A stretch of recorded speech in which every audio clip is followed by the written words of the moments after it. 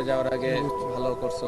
Match ও series সেরা মোস্তাফিজুর রহমান। পুরস্কার নেওয়ার সময় সুন্দরী উপস্থাপিকার করা ইংরেজি প্রশ্নের জবাবে এ কেমন অবস্থা মোস্তাফিজুর রহমানের। দর্শক, যুক্তরাষ্ট্রের বিপক্ষে 3 ম্যাচ টি-20 সিরিজের প্রথম 2 ম্যাচে হারলেও শেষ ম্যাচে দারুণ জয় তুলে নিল বাংলাদেশ। যেখানে এই ম্যাচে যুক্তরাষ্ট্র আগে ব্যাট করতে নামলে মোস্তাফিজুর রহমান দারুণ বোলিং করেন। নিজের কোঠার 4 ওভার বল করে 6 উইকেট তুলে নেন, রান দেন মাত্র 10।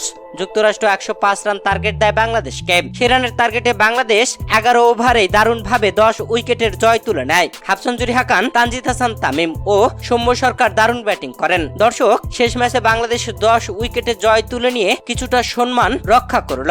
যুক্তরাষ্ট্রের বিপক্ষে এই 3 ম্যাচের টি-20 সিরিজে 3 ম্যাচে মোস্তাফিজুর রহমান 10 উইকেট নিয়ে ম্যান অব দ্য সিরিজ হয়েছেন, আর এই ম্যাচে ম্যান অব দ্য ম্যাচও পেয়েছেন। 2 পুরস্কার নেওয়া মোস্তাফিজুর রহমানকে ম্যাচ শেষে উপস্থাপিকা বেশ কিছু প্রশ্ন করেন। তখন ইংরেজি প্রশ্ন শুনেই হতাশ ছিলেন মোস্তাফিজুর রহমান। এমন সময় অধিনায়ক নাজমুল হোসেন শান্ত আসেন ট্রান্সলেটর হিসেবে। এ সময় মোস্তাফিজুর রহমানকে উপস্থাপিকা প্রশ্ন করেন, টি-20 বিশ্বকাপের আগে ম্যান অব দ্য ম্যাচ ও সিরিজ জিতে কেমন লাগছে। সুন্দরীর এমন ইংরেজি কথার পরেই যখন শান্ত মোস্তাফিজকে বোঝাচ্ছিলেন, ঠিক তখনই মোস্তাফিজুর রহমান শান্তকে বলেন, আমি বুঝেছি।